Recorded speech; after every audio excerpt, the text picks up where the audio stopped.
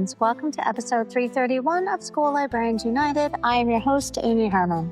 This podcast is dedicated to the issues and challenges school librarians face every day. As a school librarian, having finished my 18th year, I knew I wanted a podcast which addressed the nuts and bolts of running a successful library program. I don't claim to have the answers, but I hope that this is a platform to share resources and exchange ideas.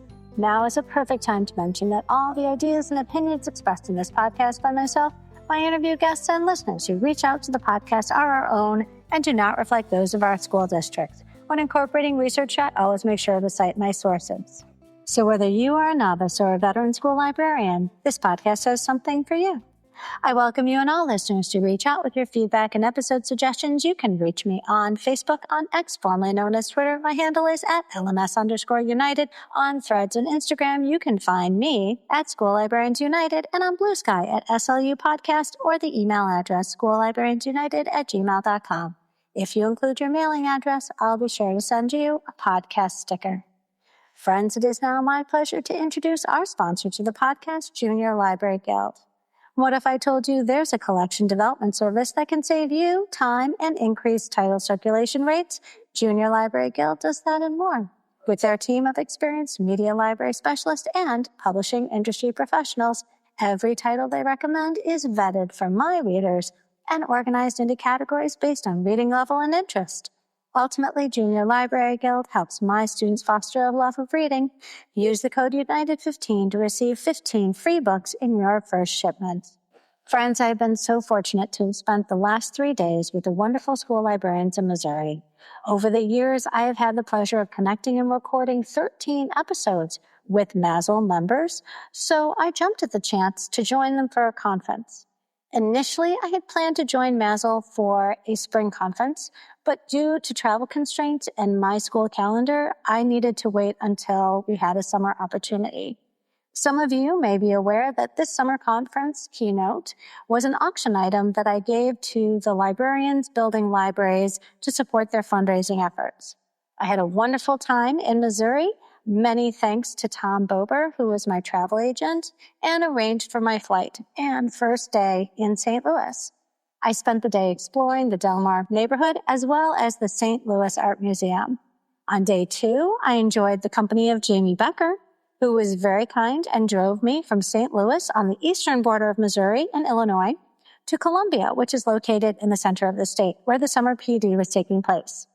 I gave the lunch keynote, and I also presented a concurrent session in the afternoon. We were then treated to a showing of the documentary, The Librarians, at the Ragtag Cinema, which is a local indie theater. Our evening was capped with everyone meeting at Shakespeare's Pizza, which is a Columbia tradition, I've been told, and was a perfect opportunity for us to enjoy and celebrate the company of school librarians. On my last day, I was able to gather all the recordings we are about to enjoy now before driving back to St. Louis and catching my flight home. Many thanks to my ride back, Carolyn Allen, who drove me all the way back to the airport, and I am currently recording this intro and outro and editing this episode in the Southwest Terminal at Gate 22. And now for today's episode, Spotlight MASL, and my conversation with the school librarians of Missouri.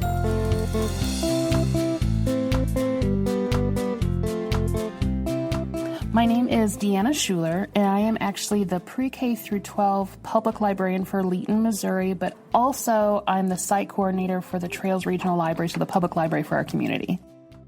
Wow. So it sounds like you are covering many bases. They're very lucky to have you. I don't know how many people would readily accept such a enormous responsibility.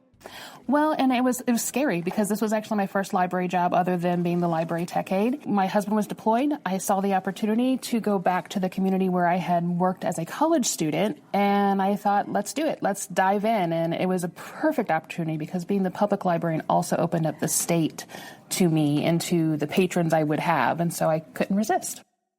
Now I'm dying to know. One of the best things about being a school librarian is you have a school calendar. So how do you reconcile also being a public librarian? It's tough. Luckily, I have help. I have someone else who helps me on the other days. Actually, I just started having a second person help me So during the summer, I'm not there every day. Luckily, I'm officially there 2 days a week, doing the story time and doing just the regular patron hours. But without the help of my other people, I wouldn't be able to do it. So lots of help.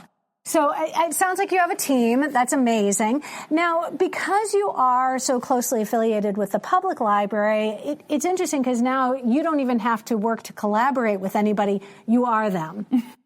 Yeah, I mean, I'm lucky to have extra resources to me, and they are great. Our director and assistant director through Trails, and then the public relations and everything. I'm already involved with the summer reading program, and so I don't have to necessarily step out. It's already sent to me. It's built in, so that is kind of a blessing having that already there.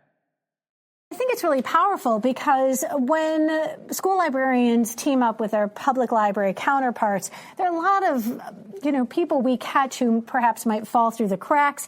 You don't have to worry about advocating because you don't have to convince anybody of the importance of what you bring to your program. Well, and we actually have had to do a little bit of convincing because just with the current climate, everyone knows that there's budget concerns, and we are the smallest branch in our program in Trails. And so we are looking at, we may have to cut in one way or another, and whether that's closing hours or doing different things.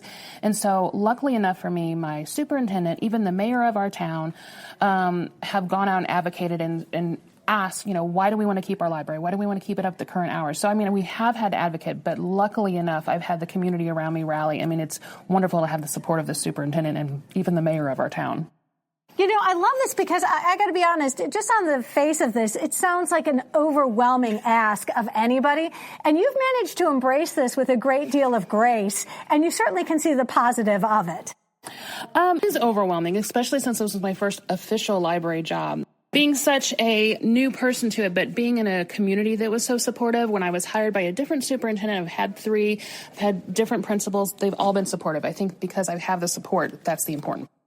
Outstanding. Listen, I appreciate you and thank you so much. And I look forward to our paths crossing on social media. Thank you. I am Jamie Becker, and I am a high school librarian outside St. Louis. Well, and also an exceptional Uber driver. It was the most entertaining ride. Friends, I was in St. Louis, and the conference itself takes place sort of dead center in the state, which meant you got up at the crack of dawn and in your brand new Subaru. Yes. Came and 2 days old. And it was a very interesting drive in so much that we got to not only see a lot of Missouri, but the weather was changing at the same time. Oh, we had some beautiful shelf clouds, broke that heat. Thank heavens. Woo. Absolutely. But, got to see a lot of the state. And then we got into the conference. I'm very grateful. It's always nice to connect. You and I first met because of a tweet. Yep, a tweet. Oh, good old Twitter. Well, and in fairness, that's really sometimes just the invitation you need. And Truly. Irrespective of the social media platform that we use, I think the wonderful thing is that when I reached out to you because you had tweeted something that I thought had it revealed a great deal of what you were going through at work. I have to say, I really am grateful for the school librarians who are willing to use that introduction as an opportunity to become friends. Yes, and I think it's been fabulous that social media has been opening so many doors for me in general with regards to my PLN, my personal learning network, and now I have friends across the country who I can reach out to because of that, like Amy and many, many, many others who it would be too many to name. But because of that, I got to be on an episode, and from there, we've cultivated this friendship, and we see each other at these conferences, the big conferences, even small conference, and it's been the best. And I really am grateful that you came to help me in my hour of need. And I will say, friends, you ask a school librarian to help you out, and you're in good hands. So, Jamie, I am not jealous, but you are in the process of finishing a dream of yours, and that is you're working on your doctorate. I am working on my PhD in Library and Information Management, and it has been a dream. It's been a hard dream, and it's it's not for the weak of heart. It's not for the faint of heart at all, but I am officially a doctoral candidate as of this summer, and now working on the proposal stage, and hopefully I don't want to put a timeline on it, but in a few years, months, whatever, I will be Dr. Becker. Wow. I'm so excited for you and your journey. It's not mine, but I am grateful that there are people like you who invest a great deal of your time, and it's quite a commitment. It is, and my big focus is school libraries. That's a huge, I'm not going to run away from that. I'm not planning on leaving my school library anytime soon either. I want to be along with those university professors who may have been in the school library maybe only a couple of years, may have never. There's a whole plethora of different, may have been a long time, but I want to be that conduit. I want to be in between and helping, and at least then I know what they're looking for. I know how to help them. They know how to help me, and we can work together, another collaborative partnership that we may have. Outstanding. Well, we're in good hands, friends. Jamie Becker, thank you so much. You know that I think we're even talking right now about an episode we might record in the next few weeks. Listen, I am so grateful for our friendship. Thank you so much. And I hope you have a fantastic start of the school year. You too, and hope you enjoy the rest of your time in Missouri.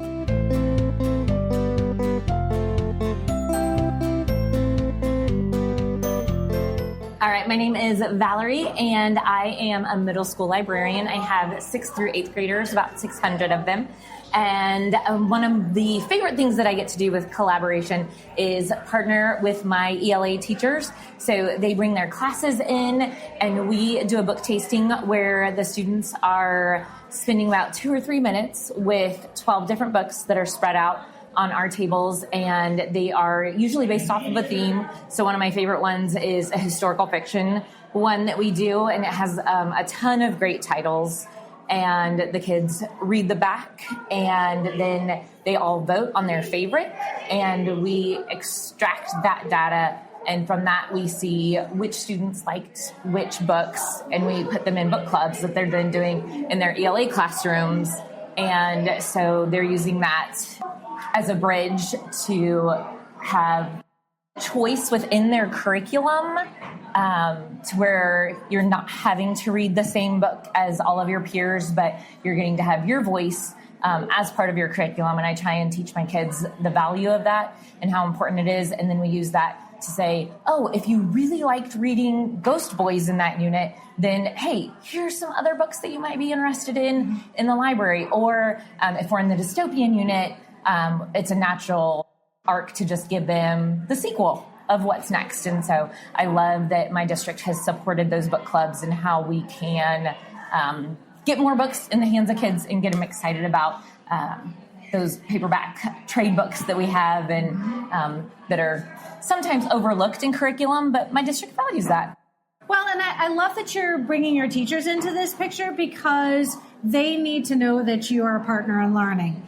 And when you include them in some of these activities, I have to imagine that they have a better appreciation of all the things that you are able to offer. Am I correct that you have a degree in teaching literacy? Oh, yes, I do. I have a master's in literacy that I got.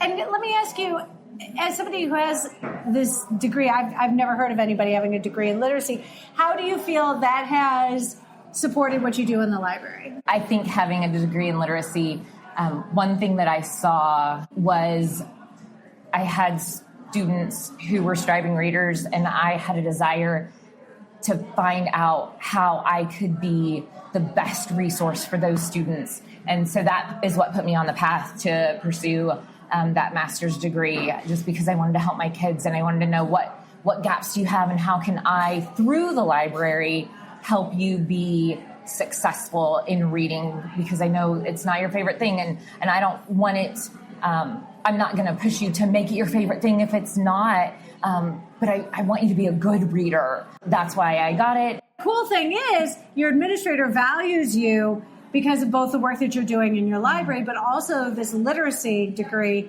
is going to be used to support the larger community of students you have. This year, I'm getting to work with our striving readers and be able to lift them and elevate them. And my library knowledge comes in with the literacy knowledge, because the literacy is the back half on the education side, and then the library knowledge is I know the texts, and I can make those just right pairings of, hey, I think you're really going to really identify with this book. And so getting to know the kids and the text and making that mesh and come together for the benefit of student learning. That sounds amazing. Thank you so much. And I appreciate you at this conference. Hopefully you're going back to school excited for the new school year.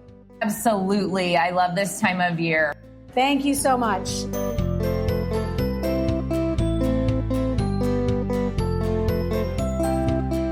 Thanks, Amy, for having me. I am Jennifer Baldwin, or go by Jen. I am a high school librarian in Southwest Missouri. I have a high school of about 500 students, so very rural area, and love my job. So I am so thankful that you came into Missouri and joined us for our summer PD. I almost called it fall. It's not fall yet. I'm back on contract. Madam President, thank you for your kind invitation. You and I briefly met when we recorded when MASL, Missouri Association of School Librarians, was selected as Chapter of the Year. And so I'm very... What a process that was. Yes. Years of applying and showing off everything that Missouri does. But you and your colleagues shared that process on the episode. And there have only been 7 chapters recognized. You're one of them. I'm hoping that people revisit that episode that you recorded, because what you did was you sort of shared with other school librarians the process and all the work that went into it. Well, and all the wonderful things that Missouri does for our members in terms of new librarians, as well as our all the way through the career of a librarian, and now even this year starting to do something with our retirees as well. So I am you say president, but the 75th president of MASL this year. It's hard to think that there's a little bit of imposter syndrome, maybe a little bit, but I love my job, and I love the fact that I am in a line of such amazing Missouri librarians, and I get more out of MASL and this organization professionally and personally than I think I could ever give to the organization, because there is so much support. I'd say that I'm a high school librarian, but I started my career as a K-12 librarian, so I had 500 students K-12 on one campus. It was, if I didn't have that was the only way I had anybody. I was solely by myself. So MASL has been my lifeline for years. So what is it that you would like to share with listeners today? Well, I would love to share, first of all, about my library, and then answer any other questions you might have. Mm-hmm. Like I said, I am a high school librarian, but my K-12 library world included one campus being K-6 and 712, and trying to also do at one point junior high Spanish as well as elementary gifted, juggling everything in the air and maintaining the plate spinning, and love the fact that I can now just do high school and focus on the high school needs, the reader's advisory, the first line of being tech for my building, have a wonderful supportive administration, and just love what I can do for my students in terms of my STEM makerspace, as well as different things that I've been able to fund through Donors Choose. Love that. I have to shout out Christina Holzweitz, because she was the very first librarian I met on Donors Choose, and because of that, I call her my Donors Choose mom. I know she doesn't do Donors Choose projects anymore, but I just love being able to get those things for my students that I wouldn't necessarily be able to fund through my normal budget. You have the unique distinction of being the president of your state organization during a national conference that is going to be held in your backyard. This is, so friends, AASL Annual 2025 is being held in St. Louis, and you happen to be the president of the chapter that is hosting the annual conference. Excuse me.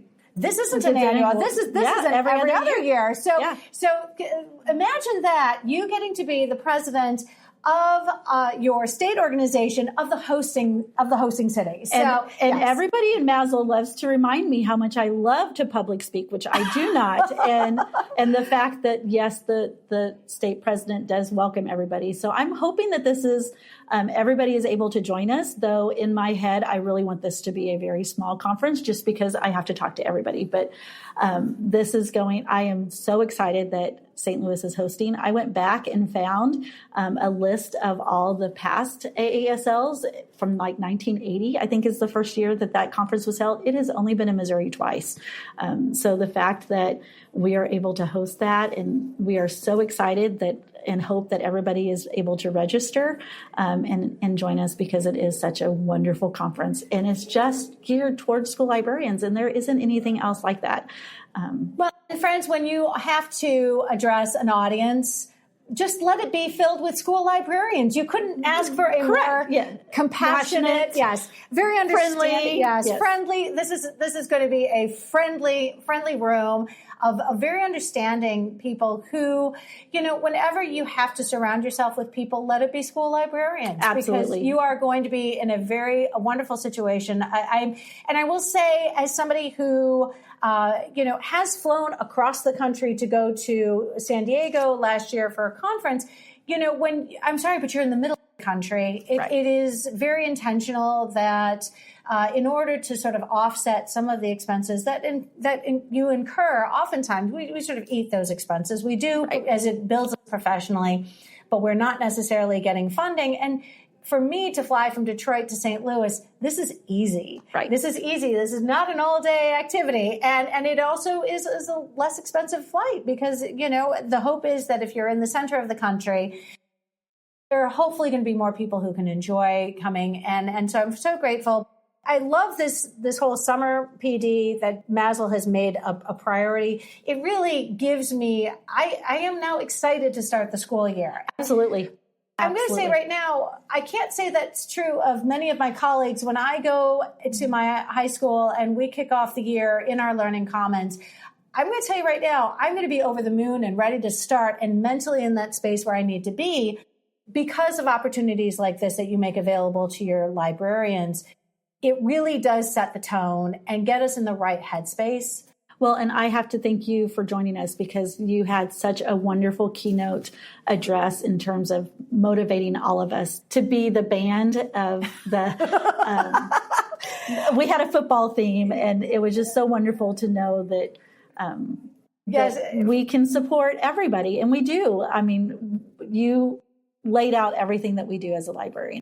Listeners know I'm a band mom, and I had two of our kids go through marching band. And for the past 11 years, we have not missed an opportunity to watch our kids play on the field. And it was a football theme to your conference. And so I equated the work that we do as school librarians with our marching bands. Yes, because absolutely. we are the marching band of that effort. And I identify so much with what we do behind the scenes to support and encourage and motivate our schools to be their very best. Well, and to throw that out, I know I mentioned it before, but Donors Choose has some giving pages that support different organizations. And I really became involved with Donors Choose supporting the Music Makes Our Students Smarter giving page.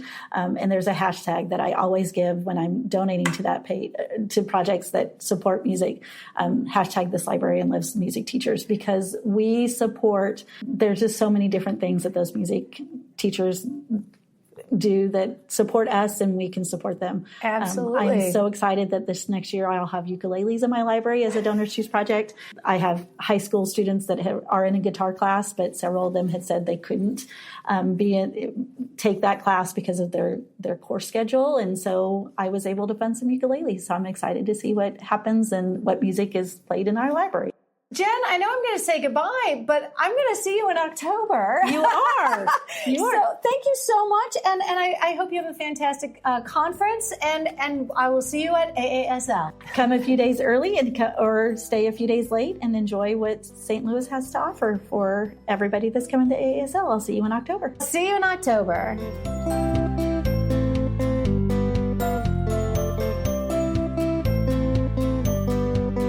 My name is Amber Holstein, and I work in a junior high. So I'm 7th and 8th grade. That's kind of hard. Some buildings are 6, 7, 8. Some are. I'm 7, 8 strictly. My library is actually pretty cool. After the tornado that hit in Joplin, Missouri, they started building safe rooms, and so my library is a safe room. And it's a 2-story library, but it is our building safe room, and I love it. It's amazing. So I was really blessed with that. And a typical day in my library, well, it starts at 7:15 when I get to work, and kids start coming in. And it's not always a place for them to read books. I have lots of stations. So I have a coloring station. I have a chessboard that's super popular. We have sticker art. We have Zen gardens. It's just a place, like, I like to think that my library is just the safe place for everybody.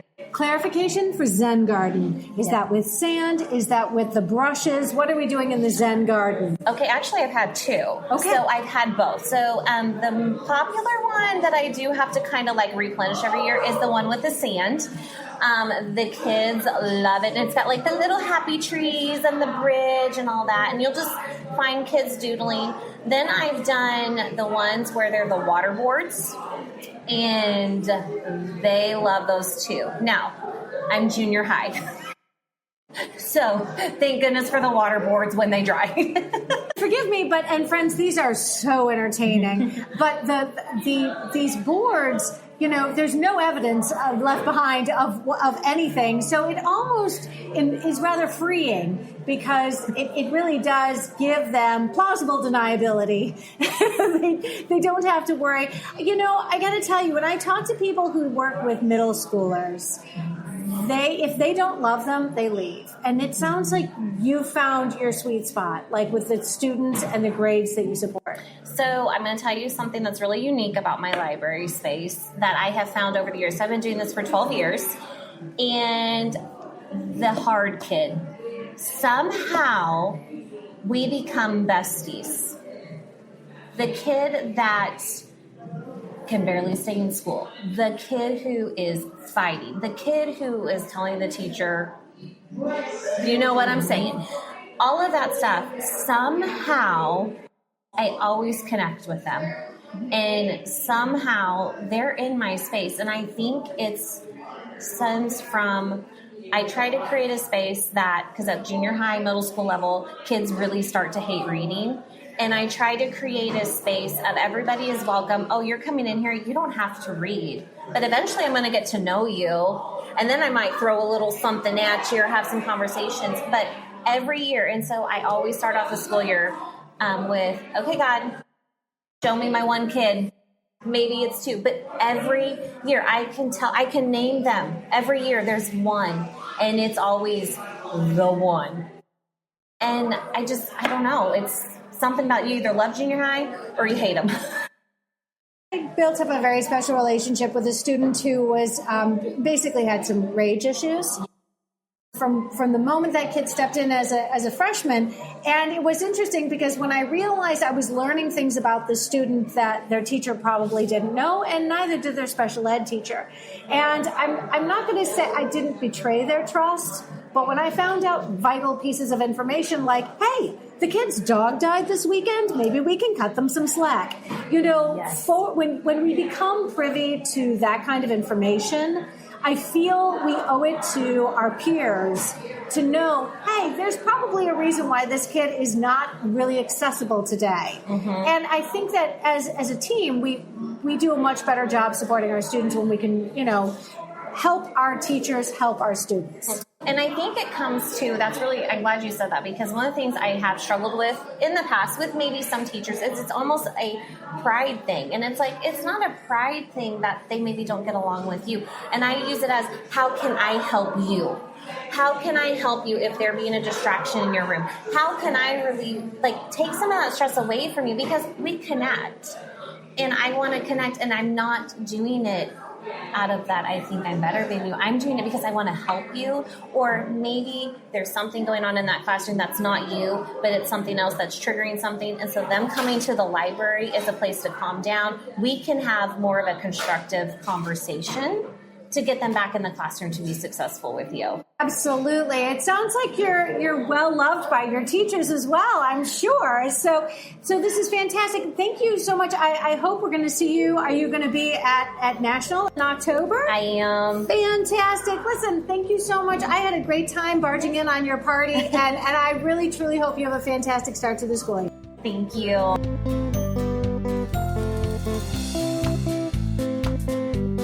Well, my name is Margaret Sullivan. I am one of 2 librarians at Rockwood Summit High School in the St. Louis, Missouri area. My high school serves about 1,200 students. It's 9 through 12, and it's really a great place to be. Well, and I've been fangirling, friends, since I got here, because Margaret is someone who entered my orbit because you wrote extensively, and one of the articles that you wrote really sort of transformed how I think about myself in the larger world of school librarianship, and you wrote about not letting comparison be the thief of joy. And it was one of those articles which, friends, when you print the article because you want to be able to look at it again and again and again, this was me. This was Margaret for me because she was a mentor and she didn't even know it. And you wrote that article, forgive me, maybe 10 years ago or 9 years ago? I don't think it was quite that long ago, maybe around 2019, 2020. I'd have to go back and look to be sure. Yeah. But I understand that when you write things, and those of us who are fortunate enough to see your words, we sort of attach a great deal of meaning to the person who wrote them. So let me ask you, you've been at this a long time. You've occupied, I think, all the positions of leadership at MASL. I'm curious to know, what is it you'd like to share with listeners today? Well, I wanted to share one of my favorite ideas for passive programming. It is not original. I have stolen ideas from other people my whole career, and this is an example of that. But we have these big fire doors outside of our library, and it's a great place to display stuff. So my co-librarian and I like to put up displays, posters, informational stuff, and have an interactive feature where students can vote. So, for instance, during the presidential election, we put up historic campaign posters from the 20th century, because people get upset now when you talk about politics. I don't really think that's a good turn of events. But so we had stuff from 1900 to 1996. And then we had a QR code the students could scan, and there were 5 questions. They could vote for the poster that was the most clever, the one that was most likely to go viral, the one that was the most artistic. And so it was kind of a way to acknowledge that we were having an election and that elections are important, but, not get into some of the anger that goes on these days. And students could look at it through a different lens. So another one we did was I downloaded a display from Next Gen Personal Finance for Financial Literacy Month, and they had like 25 fascinating and frightening financial facts. And so then we put out the little dots that you put on your book spines, and students could put a dot on the poster that had the most interesting fact or the fact that surprised them the most.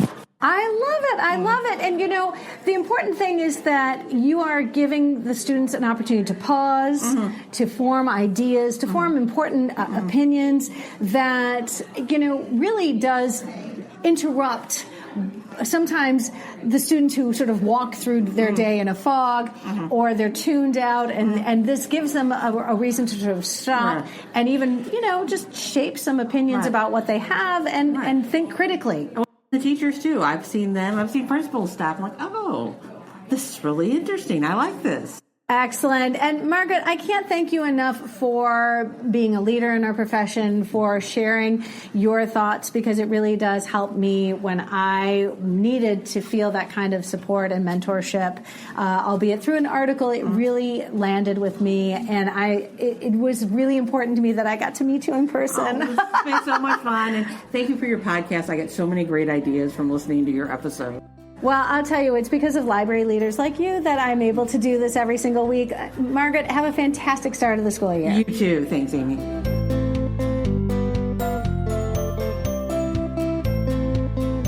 I am Becky Dollins, and I am a third-year librarian at Randall Elementary School in the Independent School District. I'm a 26-year educator, though.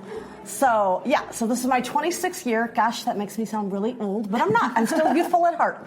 I think one of the most important things that I found with library is building your library PLN. So as a brand new librarian a few years ago, I was like, what am I doing? What am I supposed to do? Who can help me? And so I came to MASL the first year, and I got so many ideas. I made so many connections. I came again the next year. And so two of the really great ideas I got from fellow Missouri librarians. The first one was from Melissa Corey. Everybody knows and loves her. If you don't, you should. She does a free book fair for her students. And so I was like, I work in a really high-needs Title I elementary. My kids need a free book fair. And so my way to do that was on World Read Aloud Day, I created a free book fair for my kids. Every student got 2 free books, 2 free magazines, 2 free bookmarks, a book light, some book stickers, and a treat. So it was just, and they got to come into the library and shop for their own books, for books that they wanted. And it was amazing. They loved it. It was a big hit. We did a big assembly at the beginning of the day where I did like a book game show, and they had to answer questions about the library, and they earned little extra bookmarks. And it was so amazing. It got coverage in our district. And so that was one thing that I got from Melissa Corey, was a free book fair that we're now going to do every year for World Read Aloud Day. Every year I'm doing this. So I was going to say, you set the bar really high. I know. And now there really is no option. I mean, you don't have a choice. But listeners right now are going to be super curious, like, how did you pull this off? Because as much as we love our students, we love them, opening up our own wallets is not a sustainable solution when it comes to building our program. Absolutely. And I have always been, even when I was in the classroom, a grant gal. And so I kind of know where to go to find money for things like books. I went through First Book. I got a large grant from them. My principal went to First Book and got a grant, so she helped. I went through Donors Choose and got a grant. And I have wonderful and amazing family and friends that always want to help out. And so they donate things like money for the library or books, or they, buy things on Amazon for us. And so I was able to make it happen that way. And it was amazing. And another great activity and idea that I got was from Sheila Michaels, who was our Librarian of the Year. She does book bags for her students. And so I said, well, I'm elementary. How do I make this work? And so at the end of the year, we have a grill and chill event where families get to come up. They do activities. They get food and snacks. The kids play on the playground, and all of us teachers there working events. And so I created staycation bags for my families, because most of my families don't get to take a vacation. And so inside the bags, it had a free book that was donated, and then it had a lot of toiletries and things that they would need for a vacation, as well as a magazine and a snack. And the kids went nuts for it. We also had extra stuff donated that we could just give out to families, that if they needed, a big thing of shampoo and a big thing of soap and things like that. And it was a huge hit. So now that's something we're going to be doing every year. So I really look to the community for donations. That's how we make it work. So well, but it takes the momentum and the focus, and this is now something that is going to be associated with you, and that I imagine that momentum is really going to build the more we pull in. We've long relied on our community for a source of support and a tax base, and also for community experts to come in and build up the opportunities that we offer to our students. But we also, when it comes to finding deserving recipients of people who are generous, I can't think of a more deserving group than a bunch of kids and encouraging them to read. And so good on you for capitalizing on this. It's your niche. This is your specialty. And here you are. You're going into your fourth year? Third year. This is your third year? Okay, friends, in my third year of being a school librarian, I was just trying to keep my head above water. I credit your amazing state organization for also providing a great deal of support to those entering the profession, irrespective of where you are in your journey as an educator. Mm-hmm. Yes. It has been a delight. Thank you so much. I love this, and thank you so much for sharing with us today. Thank you so much.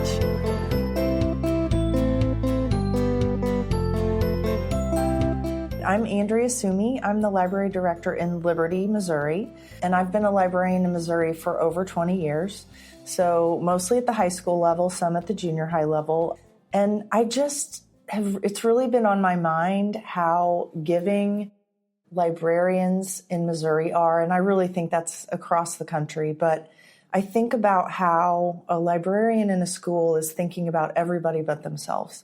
They're thinking about students first. They're thinking about every decision they make. Is this program that I'm going to create, how is that going to impact everybody in the building? Is this schedule change that I'm thinking about making, how is that going to impact the SPED department? How is this going to impact the social studies department? How is this going to impact students who are reluctant readers, right? Like every decision they make, they think about it in terms of the impact across the board. And they have to communicate that out. And so that's just been on my mind lately. I work with some amazing librarians in Liberty. I work with amazing librarians through the MASL organization. I've gotten to work on the program standards for the state.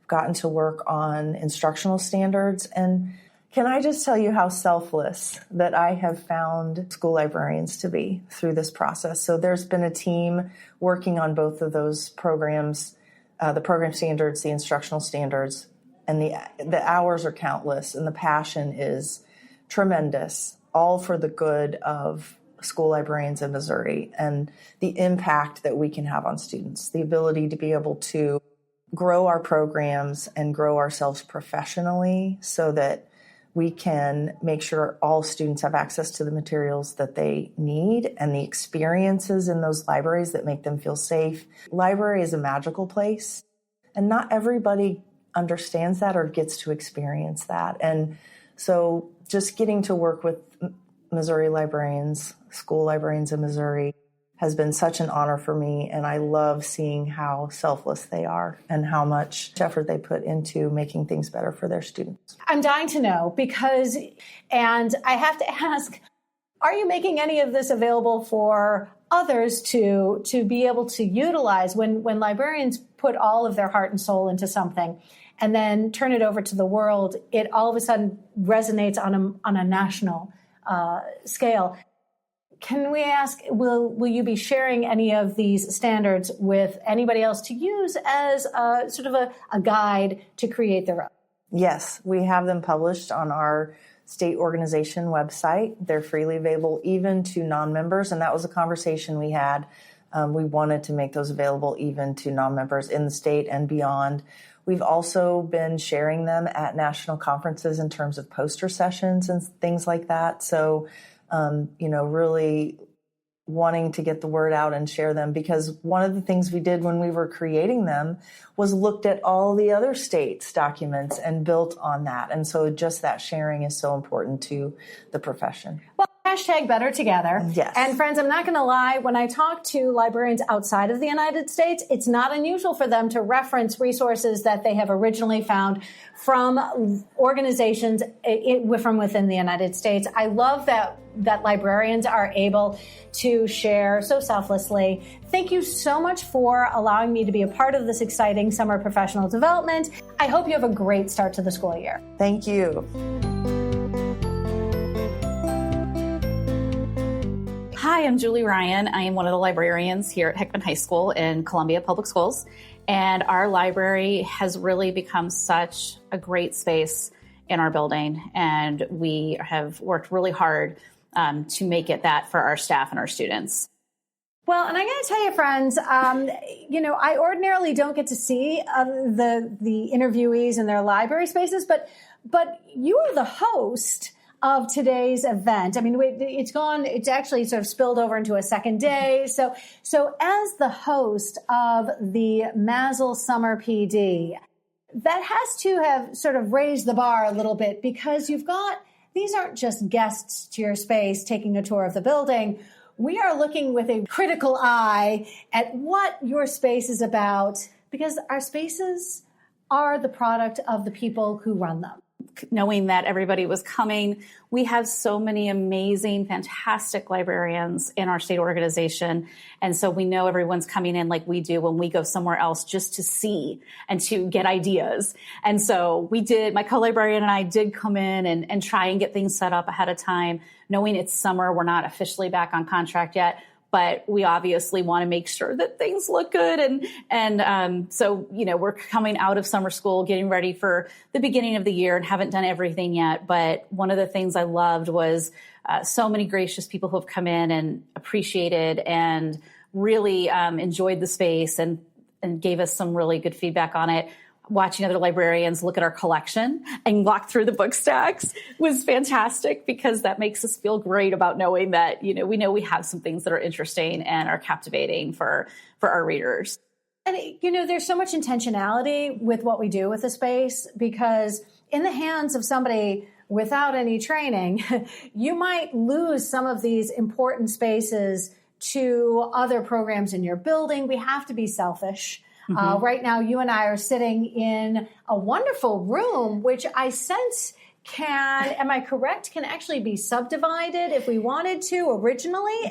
But this is going to be your makerspace program. Correct. This was actually subdivided at one point in time. One of the things we've done over the past few years, we were fortunate to have a renovation, which has been fantastic. We had student participation on some of the design processes, which was really great to had their buy-in, and a very supportive administration. One of the things that we did very intentionally do was remove dedicated office space for me and our co-librarian. Not that we don't need to have that sometimes, but we both like to be out with our students, with the people who need support, and like to preserve these spaces for collaboration for our students when they're doing group work, to have this space that we're trying to really convert into a true makerspace with our podcasting and 3D printing and a whole group of things that our kids do. They love the soft things. They love Legos still. They love crocheting. They love their stick-togethers and their puzzles. And so we do a lot of those types of things. And that is part of what we want to be able to do with the space, is really make it to be what reflects our building. And so we had no problem giving up dedicated office space to have this opportunity. Well, and something I was definitely taking pictures of are these cabinets that are on wheels. Yes. And you can close them, but they have drawers and they're all labeled. Somebody had a lot of fun with your label maker, but that's how you have a lot of, is this like passive programming, and these are things that students have access to. You can close them, but you can also physically move them to where your groups of students are. Exactly. So I love this purchase, and it's one of those things I was like, I need at least one of these cabinets. I've now seen at least two. Can you go into a little bit of like how you incorporate that into your program? Yeah. So one of the things we're actually going to be doing this year, you'll see we've got one right outside this wall. This is going to become a toiletry station. So this is going to become a space where students can come, get any toiletries that they might need, travel size things. We know that some of our students, obviously can't afford that, don't have an opportunity sometimes to get those things. So those are things that we want to be able to put in that space. We have another one over on the other side of our open library floor that is our supply station. We've had a supply station for years. Kids can get index cards, Post-it notes, use highlighters, colored pencils. We've even got a spot where we've put out free backpacks, free folders, notebooks, anything that these kids can need. And then it's just here. So you grab it, and it's just part of what you find when you come in this safe space. Well, and I found that, my feelings aren't hurt when my students come in to get their lens wipes. Yes. And then happen to see the books that I have on display. So it is, anything that gets them through the door, it's amazing. And you've had, an amazing turnout for this program. And I know I was taking pictures. You have a dedicated study space. And I saw in the corner, it was for silence. Yes. Now, forgive me, it is called the silence study, but you distinguish that space as a no talking zone. Yes. And I think especially in a space as large as this is, with as much traffic, but you do have those folks who come in here because they have to get things done. Right. They want a space where they aren't going to be distracted. They know that the distraction might impact their ability to get something done. And they like having that time to just disconnect a little bit, get work done, sometimes just kind of read. I mean, honestly, we have a lot of kids who come in here and just sit with that book. I know it's great. And so we do have that space for them. And we try really hard to preserve that, because we'll have some times where we walk back in there and find that there are some kids maybe working on a little project, and that's fantastic. And we just say, hey, come on. You've got all this space out here. Let's try and keep this for those. And even at lunchtime, because we do allow lunch in here, which we have found our kids really enjoy. We're a building of almost 2,100 students. So having a space to come in and have some quiet time for lunch is nice. And we do have kids who love to go back in that silent area, bring their lunch and get something done during that time and disconnect a little bit for the day. That's huge. Forgive me, but I am the one walking around taking some pictures, and I'm adding books I need to buy, books I need to read, and you have a beautiful space. Thank you so much for allowing us to invade your space and then be very judgy about it as well. Hey, there's more recommendations everyone can give us too. So. Yes. Well, and I noticed you do the stick together. Do you do that in conjunction with any programming, or is it a free-for-all? It's a free-for-all. It's passive. The kids, then they love it. As soon as they finish one, they want to come in. But we have found that when the kids come in during the day, sometimes from their study hall, they'll get work done, but then they gravitate toward the puzzle table or that stick together. And it's just something that we've watched. The thing that's been great is you kind of organically watch kids who don't know each other come together. And what else can you say about wanting to be able to provide that? Well, and I love that the passive programming is important, because invariably, the students really do have to put their devices down in order to do the things that are the passive programming. They may not be taking their headphones off, but at some point they have to stop the doom scroll. They have to engage. And oh my gosh, you might have to talk to another person. That's why. And we see a lot of that, which is fantastic. We love watching them, connect and be social together. So, and we're excited. Like I said, we've had the opportunity to show the space off. It's so great to have our counterparts from across Missouri here for this. Like I said, we love getting to enjoy other people's spaces and get ideas.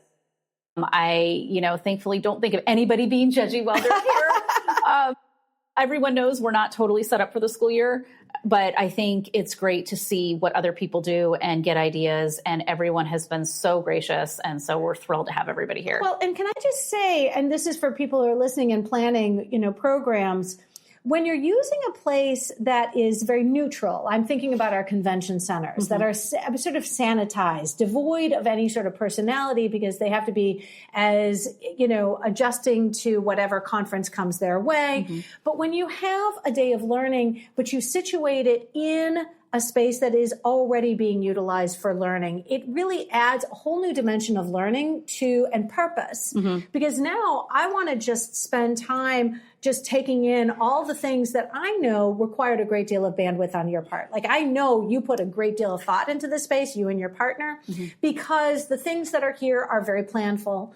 But it adds a new level of learning for me, because I learn from you, I'm inspired by the people I meet, but then I find this space, and all of a sudden my shopping for the year has gotten real interesting, because I'm like, nope, I'm just going to take all these pictures. I'm going to make sure that it really does guide how I shape what I do moving into the fall. I think that's what we do best as librarians, is learn from each other. So.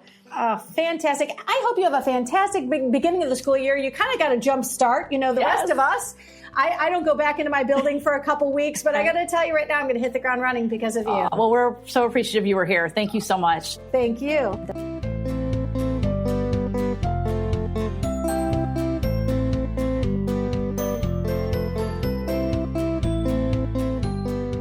My name is Tisha Clausen. I'm the librarian at Bolivar Primary School in Southwest Missouri.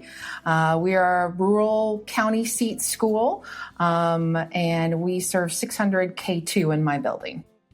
Gosh. Now, I'm just jealous, because when I was an elementary librarian, I had pre-K to 5th grade, which is a lot of a content. wide span of content. Yeah, so you have a sort of a hyper-specific. I do. And I mean that in a way that I would love to just be able to walk through that space.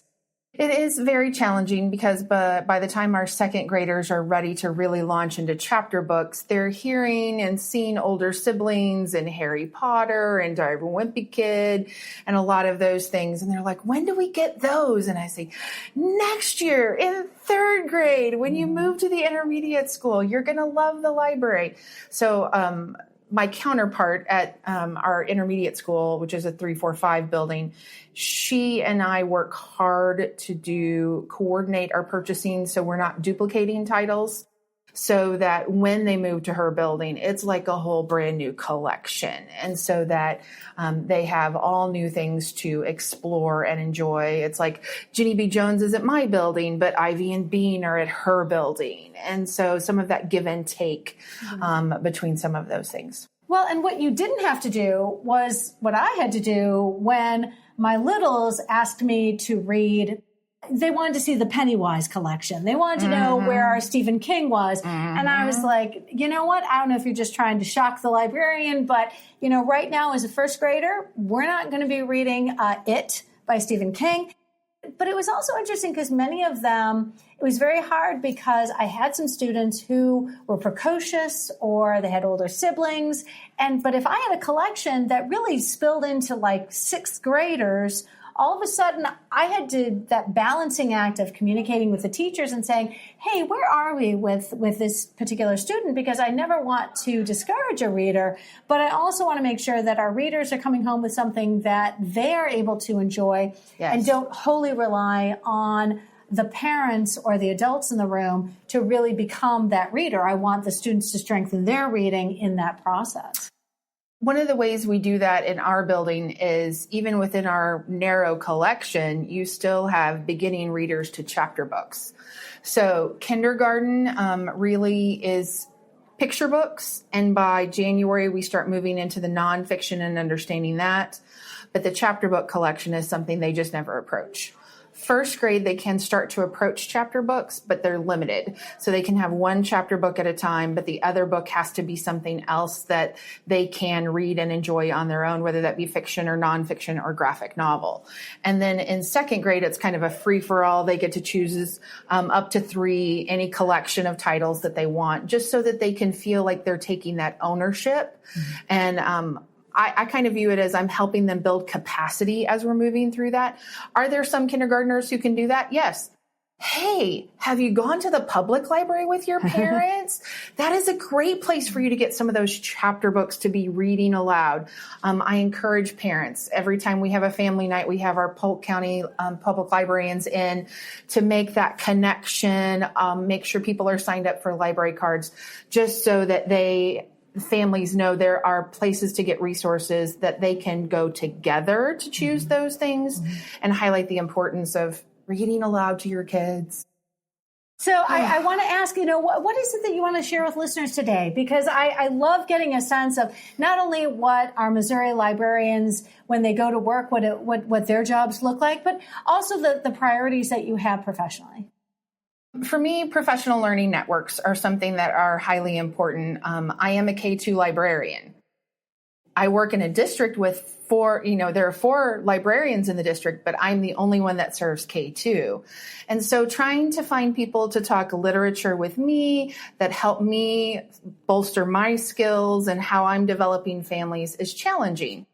And so as a K-12 team, we were talking about that. And 2 of us, one of our good friends, just became a county librarian at a different school district, and she's a K-12. So I'm the elementary, our other friend is the middle school, and between the 3 of us, she was hitting both of us with questions. And we just realized, what if we formalize this and actually connected everybody? And so we created the Polk County League of Librarians, and all of the librarians from all of the county schools, the Christian school that's in our community, and the public library try to meet at least there for a while. We were meeting monthly, and I can tell you about the project that we did together, but we just keep those connections. So we have a vendor who comes in, and several of us meet together to do book purchasing, so we can all talk and ask questions about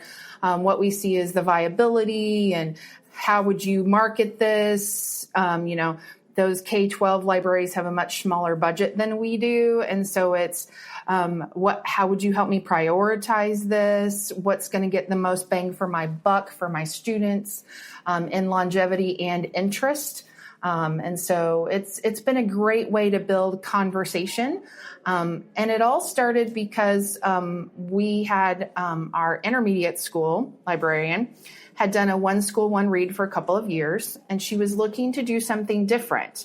And so as we were talking with this new librarian about those things, she's like, oh gosh, I would love to bring someone to my school, but there's no way I will ever be able to afford that. And so we pulled together this Polk County League of Librarians, and we did a one county, one author. And he spent a week visiting all of the different schools in our county. We had 2 evening events where he was available to different groups of people in the evening. And we did a collection. It was Roland Smith, fantastic author to work with. He's phenomenal. He had just left the West Coast and moved to Arkansas, so he was really relatively close to us. And he loves coffee, so we gave him keys to a coffee place in our town across the road from his hotel called The Vault that gives keys to everybody for free drinks. And so he had a free drink every day to start his day, and he was a happy camper.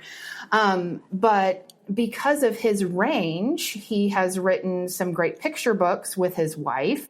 And so we did Z is for Zookeeper. And then we had the Storm Runner series that we could read into those beginning chapter readers.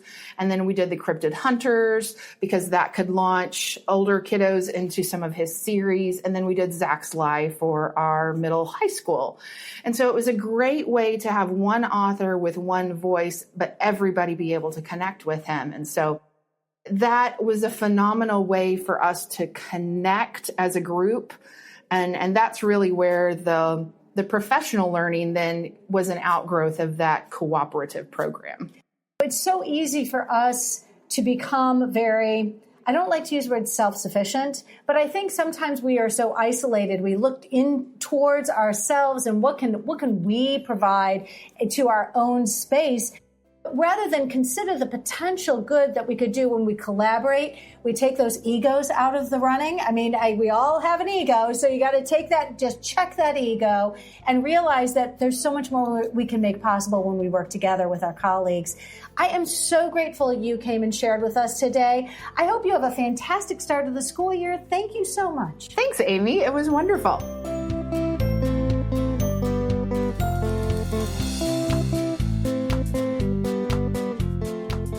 My name is Gabrielle Weston. I am a library media specialist in Francis House School District. I'm also a chair for our new committee. It's called the MASL Librarians for Inclusive Literacy. So I've been a part of this particular committee now since 2020. It's a small group of librarians that have come together that realize that it's important to have different inclusive perspectives be represented in literacy. And I'm very happy to say that we have an amazing book club that we've been running since 2020.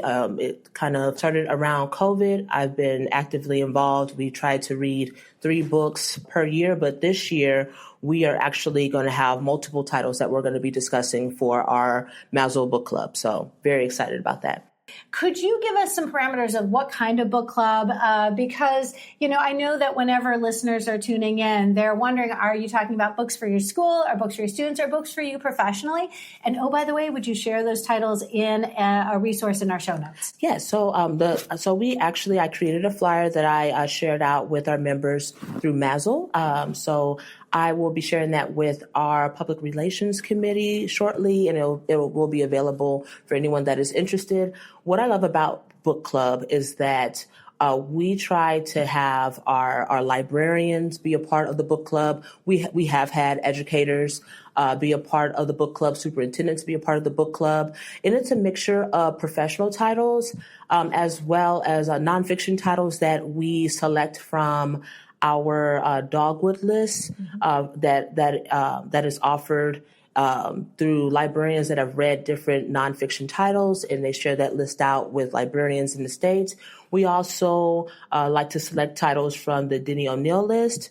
We also have been introducing a lot of fictional titles as well. We try to focus on books of all grades, grades K through 12, as well as, like I mentioned before, several professional titles. Stamped was an amazing book that we read in 2020. The Overground Railroad was one of my personal favorites that we did a couple of years ago. That was an amazing turnout for our book club. We have read Come Home Safe. We have read, just several titles with just different perspectives that we have introduced to our readers.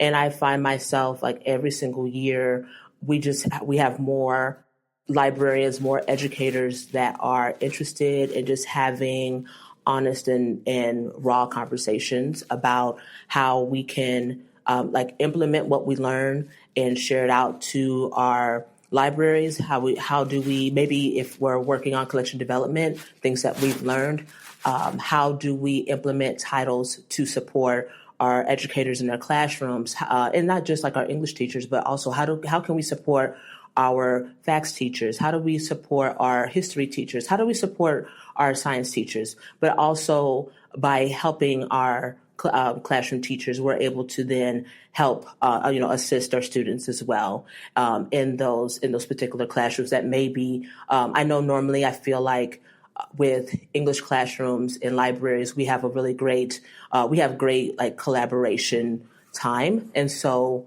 I feel at times I may not reach out to my history teachers and my science teachers, my math teachers. So I try to find titles that maybe support them in some type of way, whether it's professional titles or titles that are in relation to what they're teaching at that moment in time. So, which I'm very happy to do.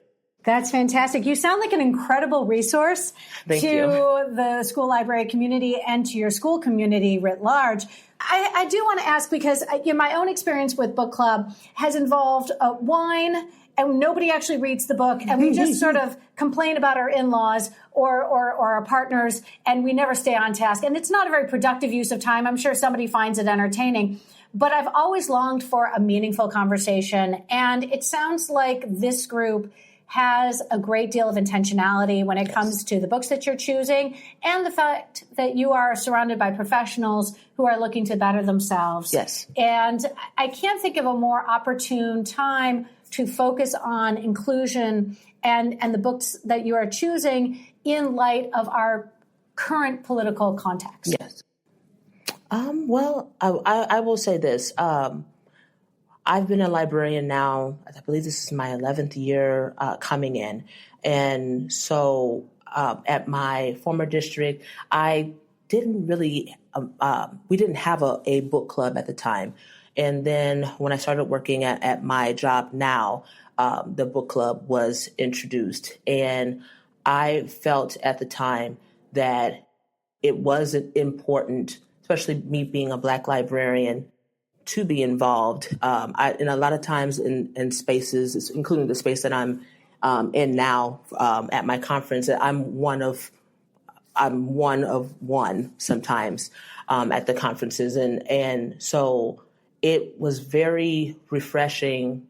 It was very refreshing to see other librarians that said, we do need to focus on titles. I guess the concept is windows and sliding doors and the mirrors. The mirrors, and the mirrors. Yes, the guiding principles that help us build our collection. Yes, and so that was something that I really wanted to be a part of and it was such a unique experience for me because being in book clubs before, where sure I've been a part of like like romance book club or mystery book club, but this particular book club that wanted to, where everyone was on board to read titles that included so many different perspectives.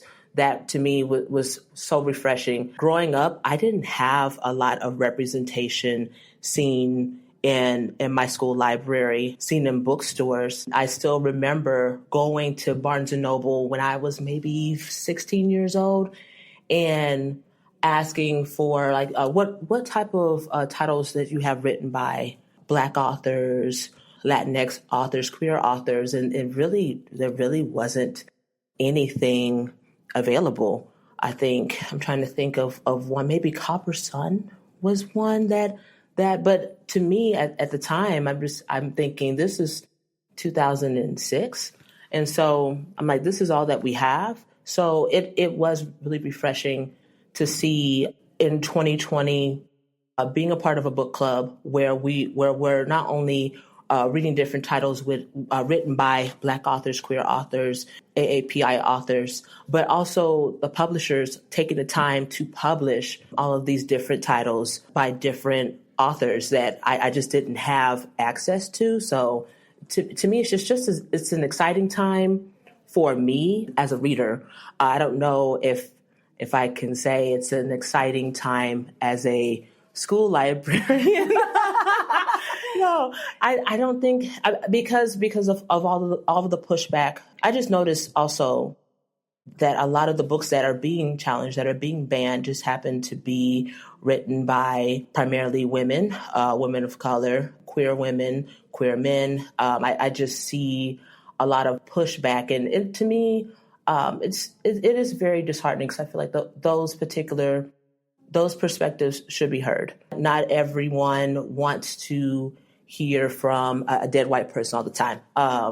No tea or no shade to any dead white people. I don't want to throw any shade there, because I'm not saying that their titles don't matter. They do matter. But I think it is important to open up or maybe build a bigger table so then we can create more opportunities for other authors and readers to see themselves in books. And, for anyone to say that, I don't think that book should be on the shelf because I don't agree with that. That's very unfortunate, because I just think about that lost opportunity for those students to see themselves in fiction, that representation. And I wish I had that representation when I was 10. I wish I had that representation when I was 20. I wish I had that representation when I was 25 to see. And yes, there were some representations for me as a Black woman, through different types of media, television, music, movies, and stuff like that. But I definitely, it was very refreshing to see, like one of my favorite titles is by Tiffany D. Jackson, The Weight of Blood.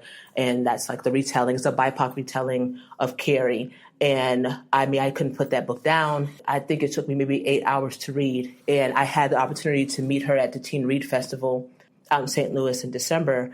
But it wasn't for The Weight of Blood. I had a lot of notes for the book Grown that she wrote. And it was like all the things, like all the great things about it, all the things I could connect to just reading the book. And I remember her saying, wow, are these like suggestions that you have for me? I said, no. I said, I apologize. No, this to me, there were so many things to discuss in your book. I just write down all my notes, and things that I'm thinking about at the time when I'm reading your book. And so she was just very pleased. Another author, Lamar Giles, he is the author of The Getaway, which in my opinion is probably one of the best written YA horror titles in the past 5 years. And so if you haven't read it, definitely pick it up. And I also got that particular book signed. And he was just absolutely like in awe of my invitations. And that book to me was just so unique. And I just think about what if a book like The Getaway didn't exist? What if a book like Grown didn't exist? What if a book like Long Way Down didn't exist? And on all of those different stories being expressed, or all those stories being published. Like I just think about that student that didn't have the opportunity to, or anyone for that matter, to have the opportunity to read such a wonderful title. So. That's incredible. All I'm thinking of is be the change you want to see in the world. Yes. Right? Okay, So be the change you want to see in the world. Anytime you know that your students deserve better, you deserve better, your state organization deserves better, it is imperative that you have acted on those, you know this in your heart, and you've made those possibilities happen because of your interest in changing this up and making this better for everybody. So that's absolutely huge. I'm so grateful that you are here at the conference today. I know MASL is grateful that you're here, and I'm hoping I'll see you at the national conference in October. Yes. That'll be outstanding. Listen, thank you so much for sharing with us, and I look forward to our paths crossing in the future. Absolutely. Thank you for having me.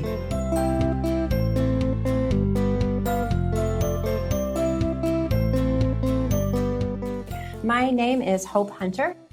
I work at a small school. It's a big school in a very small town in South Central Missouri. I serve pre-K to 5. I have about 700 students in my library. So, friends, I was told I needed to talk to Hope. I was said, "Oh, have you interviewed Hope yet?" And I said, "Not yet." And I understand that you have special skills when it comes to working with our littles, and you have been recognized for that. And I'm hoping that you'll explain what it is that you have learned to do so well that your state organization has recognized you not once but twice. The biggest turning point in my career, I think, is when Missouri developed a system to recognize exemplary school library programs. And I do want to make sure to distinguish that it's not a librarian recognition, it's a program recognition.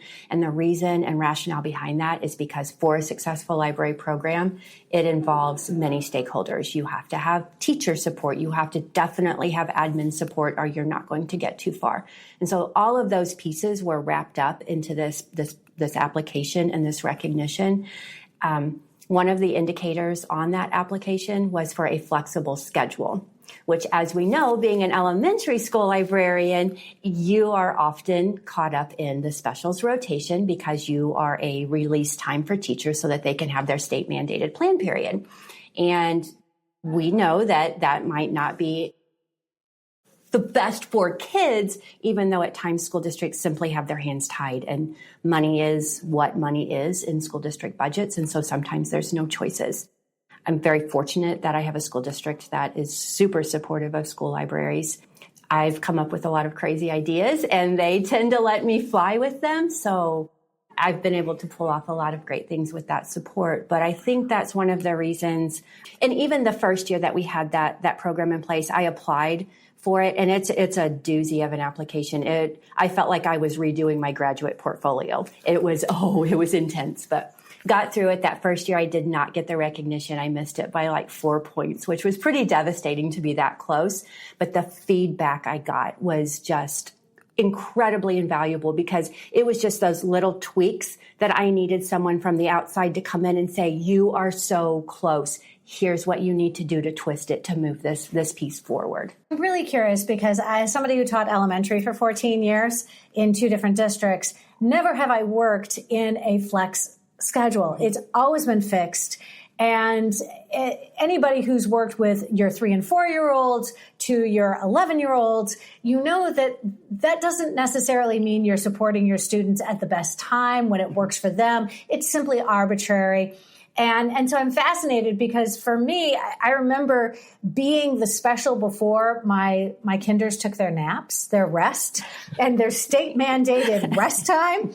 And, God love them, some of those kids really just fell asleep in the library because that was not the best time for them. I think that having a flex time really means that you can support your teachers when it works for them, and not necessarily some arbitrary release time that hasn't really factored anything in except that everybody needs one. So I will be very honest about it. It is hard, and it's a very big balancing act, because I think, and again, I'm saying I think this, but I haven't really experienced it because I've not worked at a different level. elementary teachers are so glued to schedules because everything happens. And I mean, we have a lot of weird schedules. We switch at 9:23 and it's 9:23. 9:25 is not okay. It's 9:23. And so we are so bound by those minute by minute schedules that it's hard for those teachers to just say, oh, come to the library when you want to, bring your class when it's a good time. That completely rocks their world. So I do let them sign up for a specific protected class visit time, but it's very open. If they don't want to come this week because they have to do testing, or we've had, 3 weeks worth of snow days, which that tends to happen in my area, then, it's like, that's fine. Just, we have an open library too, so kids can come up at any time during the day to get books or whatever that they need as well. I also am blessed. I have a full-time dedicated para who her certification allows her to be able to supervise the kids. I don't have to be in the room with her. And so that allows me the freedom. And that's what makes this flex schedule work, is I can step out. I can go push into a classroom, co-teach a lesson, maybe dive in. One of the biggest things that I'm proud of that I figured out is, like, when I'm helping with research, I usually schedule 2 back-to-back sessions with a teacher. And on day 1, I take the lead in that class session. I teach the database or the encyclopedia. I help the kids get logged in. I point out the search tools and give them a quick task to do just to check for understanding. And then I let them play and explore. And while they're doing that, they're engaged because, right, it's a cool little thing on their iPad and they're just explore. And I tell them that if you want to know what happens if I push this button, push it and find out. We can undo it. We can fix it if it's not where you want to be. I'll show you how to get back. So while all that's happening with the kids, then I can sit and offer some micro PD to the teacher and say, hey, answer questions. And if she asks or he asks, where could they do this? Does this read aloud the articles to the kids? Then I can kind of be showing them.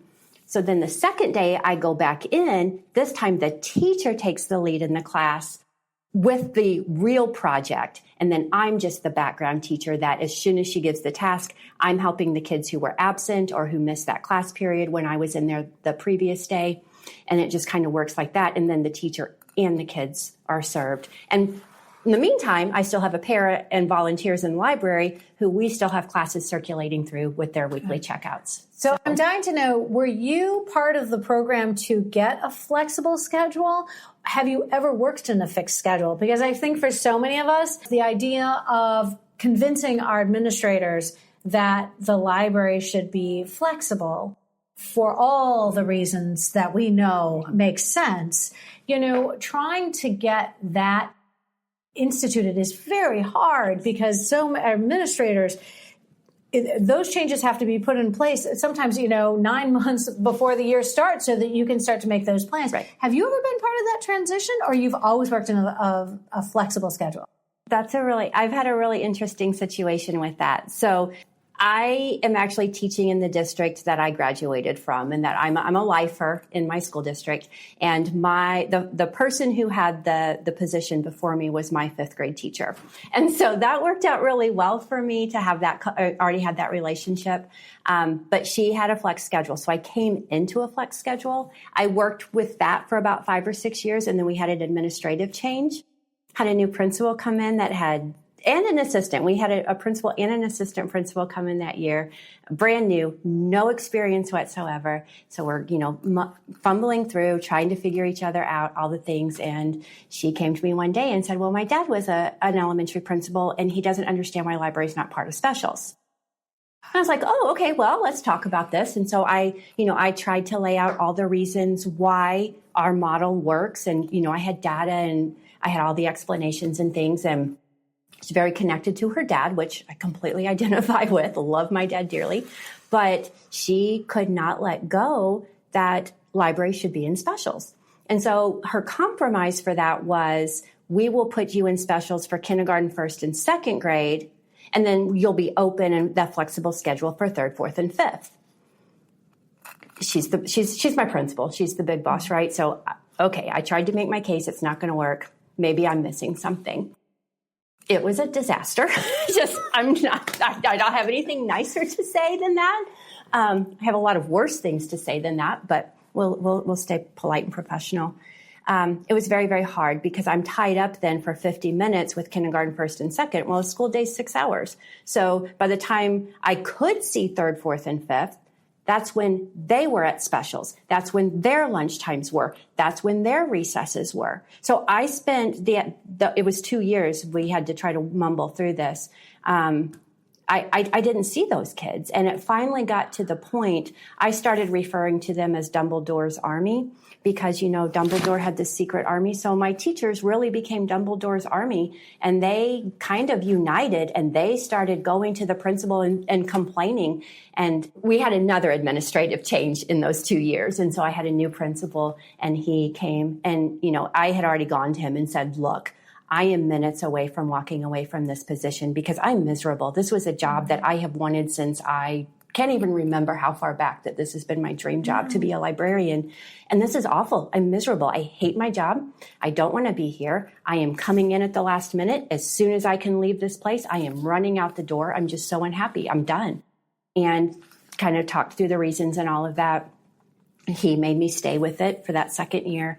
And then he finally came and he's like, I can't keep people out of my office because they cannot see the library and they can't get their kids to the library. So this is not going to work. What do we need to do?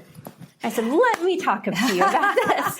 And so we got it back to being That's amazing. But I mean, there's such you have to, that diplomacy, you have to be very, very skilled in how you're going to navigate something that is obviously not working. We can prove that it's not working. And you have to be so careful that you don't alienate anybody in the process.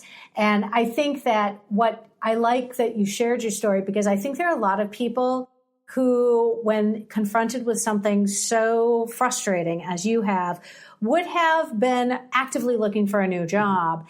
And you did something that is hard, and that is, I'm going to see how we can weather this, how we can navigate. And you played the long game, and it served you well. And I think that's what I take away from your story. And, as somebody who has learned how to read the writing on the wall, I think that you have navigated this with, grace, and you found that you are still in your dream job. And you've obviously been recognized for the success that you're having. I love that you shared your story with us. Thank you so much. It had a happy ending. Yes. That's the important thing, right? Part. Yes. Thank you, Hope. I really appreciate it. And I know you're going to have a fantastic start of the school year. Thanks, Amy. My name is Elizabeth Hoskins. I'm a middle school librarian in St. Joseph, Missouri. My middle school includes 7th and 8th graders. So I work with around 480 or so 12 to 14-year-olds. So it's everyone's dream job to come into work every day and work with that specific age group. We have all kinds of fun. And one of the programs that I really love putting on when I have the chance is setting up a mock art museum. And so I have a teacher who about every other year or so, she'll teach Scythe with her students by Neil Schusterman. And art is pretty heavily featured as a theme throughout the book. And so they talk about the significance of some of those pieces and the meaning that they have throughout those chapters. And so we pull those pieces and then other pieces of art that may be some of her favorites and some of my favorites, some of the ones that are in a really close by museum, the Nelson Atkins Museum of Art in Kansas City. And we enlarge those through our print shop and set those up in my library and set it up like a mock art museum because even though Kansas City is only about an hour or so from us, a lot of our students don't ever really leave our community. And so it gives them an opportunity to see those pieces at scale. Some of them we maybe actually make larger than what they actually are, depending on the piece, and then give them the opportunity to go through that process of identifying things about them that feel significant to them. And to connect to some pieces that maybe give them some feelings of their own, or to just give a little evaluation to art and literature and how those interplay and how authors can make some intentional decisions when they're weaving in cultural artifacts into their writing. I love it. I think what's wonderful is, students need to have opportunities to be able to explore. I know with art museums, that is sort of an opportunity that if it's not initiated with the students through school, it might not be something that is on anybody's radar. I will say the 2 summer conferences I went to in Philly and then here also involved going to the local art museums. And for me, just culturally, I'm very fortunate because I love having access to world-class museums. And friends, if you want to come to Detroit, we have a world-class, the DIA, Detroit Institute of Arts. But I love that you create something that for students would be very accessible and also in a place where it's low stakes and they don't feel it's not as overwhelming as walking into a large formal art institute. But what a wonderful collaboration that you do with your teachers. Yeah, absolutely. That's fantastic. Well, and also, I love celebrating middle school with people who feel passionately about this age group, because I know when I talk to people who are going to be teaching middle school, I want to be able to give them reasons to absolutely love working with our middle school students and what makes them so fantastic. And so whenever you have a chance, listen to the middle school playlist, because I know that there are a lot of people for whom this age group is something of an enigma. They really do not appreciate the nuance, but it sounds like you found a place that you really love. I do. And, I am maybe second or third career librarian. And so I worked first out of grad school in a college as a residence life advisor and student activities. And one of the things that I always say is that college freshmen and middle school students are like the same creature at different ages, because they are pushing their boundaries. They're figuring out what their identity is going to be and all of the things that they're exploring, even though it's a completely different age, they are going through all of the same things. And so I feel like it is kind of both are a very niche area to work within, but it works out. It sounds like your students are really lucky to have you because you have come to appreciate what makes them so special. And I am so grateful for this opportunity. Your conference is over. You've got a couple days left before the school year starts. I do. Excellent. Well, thank you so much for sharing your expertise. I find it absolutely inspirational to be part of your summer PD. Thank you so much. I appreciate you coming.